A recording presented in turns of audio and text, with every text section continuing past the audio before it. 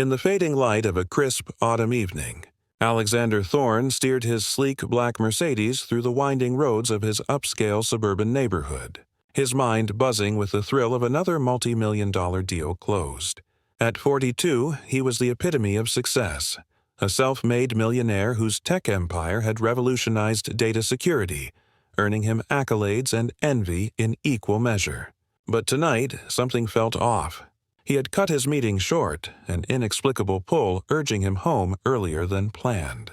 The grand estate loomed ahead, its manicured lawns and towering columns a symbol of the life he had built.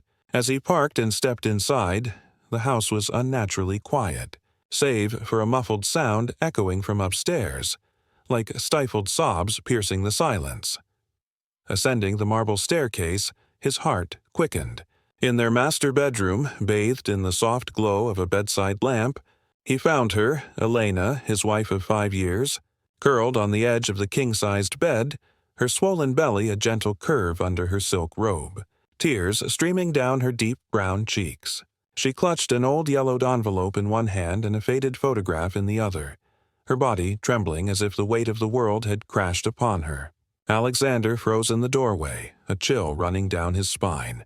What could have reduced his strong, vibrant Elena, the woman who had faced down boardrooms and skeptics with unyielding grace, to this broken state?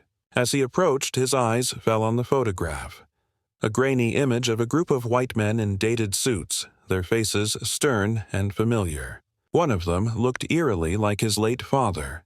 The envelope bore his family's crest, long forgotten in the attic. In that moment, a shadow of dread crept over him, hinting at a discovery that would unravel everything he thought he knew about his bloodline, his marriage, and the hidden poisons of prejudice that had lurked in the shadows all along. Alexander's journey to wealth had begun in the modest confines of a Midwestern town, where his parents, staunch conservatives with old money roots, had instilled in him the values of hard work and ambition. But he had always sensed an undercurrent of something unspoken in their household, a rigidity that extended beyond discipline. Breaking away in his 20s, he moved to the bustling tech hub of Silicon Valley where innovation erased old boundaries. There, he founded Thorne Tech, a company that secured digital fortresses for Fortune 500 giants, amassing a fortune that allowed him to live without apology. It was at a charity gala for urban education reform that he met Elena. She was a brilliant civil rights attorney, her presence commanding the room with an eloquence born from personal struggle. Raised in a working-class black family in Chicago, she had clawed her way through law school on scholarships, fighting cases that exposed systemic inequalities in housing and employment. Their connection was immediate, a spark ignited by shared ideals of justice and progress. Despite the whispers from his social circle and the occasional sideways glance at events, their love flourished. They married in a private ceremony overlooking the Pacific, vowing to build a world where their differences strengthened them. Now, 7 months into her pregnancy, Elena had stepped back from her high-stakes caseload to focus on their future family. The baby, a boy, they had learned, represented hope, a bridge between their worlds. Alexander had spared no expense: prenatal classes in luxurious spas, a nursery designed by top architects, and dreams of raising a child free from the divides that plagued society. But lately, subtle tensions had emerged.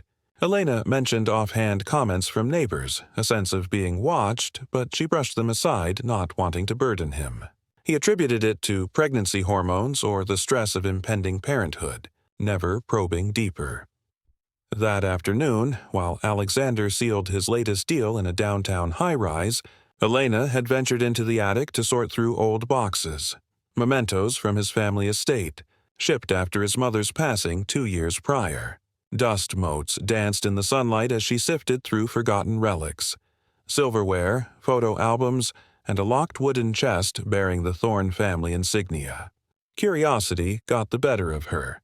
Using a hairpin, she pried it open. Inside lay stacks of letters, journals, and documents yellowed with age. At first, they seemed innocuous, correspondence about business ventures and family gatherings. But as she delved deeper, the tone shifted. References to preserving purity and protecting our kind emerged, veiled in the language of heritage. One letter, dated from the 1960s, spoke of investments in segregated communities. Another mentioned opposition to civil rights marches, dismissing them as uprisings by inferiors. Elena's hands trembled as she uncovered more. A journal entry from his grandfather detailed alliances with local groups enforcing order during turbulent times. But it was the final envelope, addressed to Alexander's father in the 1990s, that pierced her like a dagger. It contained clippings from obscure newspapers about a hate crime, a black family targeted in a firebombing, their home reduced to ashes. The perpetrators had walked free, thanks to influential connections. And there, in handwritten notes, was the Thorne name linked to funding those very groups. The photograph tumbled out last, his father and uncles posing proudly at a gathering that screamed exclusion. The realization hit Elena like a tidal wave. This wasn't distant history. It was the foundation of the wealth that now cradled their lives. How could she bring a child into this legacy? Tears welled as the pieces connected. The racism not just societal, but intimately tied to the man she loved. As Alexander crossed the threshold into the bedroom, the air thickened with unspoken agony. Elena's eyes, red-rimmed and swollen, met his briefly before darting away, as if the sight of him amplified her pain. He knelt beside her, his custom suit rumpling against the plush carpet, and gently took the envelope from her grasp. The paper felt heavy, laden with decades of concealed truths. Unfolding the letter inside, his world began to tilt. The handwriting was his mother's. Elegant cursive that once penned birthday cards now revealed a venomous underbelly. She wrote of her concerns about their marriage, framing it not as love, but as a dilution of their lineage. "We've worked too hard to let outsiders taint what we've built," the words sneered from the page, but that was just the surface. As he sifted through the scattered documents on the bed, the rising tide of evidence pulled him under. Old financial ledgers showed donations to organizations that lobbied against integration in schools and housing, groups with ties to white supremacist ideologies, masked as community preservation funds. His father's journal entries chronicled meetings in smoke-filled rooms where deals were struck to undermine black-owned businesses in their hometown, ensuring Thorne family enterprises dominated. One entry detailed a particularly insidious scheme, funneling money to local law enforcement, to overlook harassment campaigns against minority families relocating to their neighborhoods. Elena's body shook with silent sobs as memories of her own experiences flooded. Back, microaggressions at galas where she was mistaken for staff, the anonymous emails warning her to know her place after their wedding announcement. She had endured them quietly, attributing them to isolated ignorance. But now, connecting the dots, she saw a pattern. Just weeks ago, during a routine prenatal visit, the doctor, a longtime associate of Alexander's family, had made veiled comments about genetic compatibility, suggesting additional tests with a tone that dripped condescension. At the time, she dismissed it, but the documents revealed emails between the doctor and his mother, discussing ways to dissuade the pregnancy subtly, citing outdated pseudoscience on racial mixing. The tension built as Alexander uncovered deeper layers. A faded newspaper clipping described a 1980s incident, a black activist in their town, advocating for fair housing, who mysteriously vanished after clashing with local businessmen. Scribbled notes in the margins linked his father's company to hiring private investigators to intimidate the man. Then came the gut punch, a family tree annotated with slurs, crossing out branches that dared intermingle. His great-uncle had been ousted for marrying a Latina woman, his inheritance revoked. The racism wasn't abstract. It was generational, a poison seeping through the veins of his heritage, funding hate groups under the guise of philanthropy. Hours seemed to stretch as he pored over the materials, the room growing dimmer with the setting sun. Elena's pregnancy, once a beacon of joy, now felt precarious amid this revelation. She had always known societal racism existed, but to find it embedded in the foundation of their home, their future child's bloodline, amplified the injustice tenfold. Alexander's mind raced through flashbacks. His parents' discomfort at their engagement dinner, the jokes laced with bigotry he had laughed off as outdated. How had he been so blind?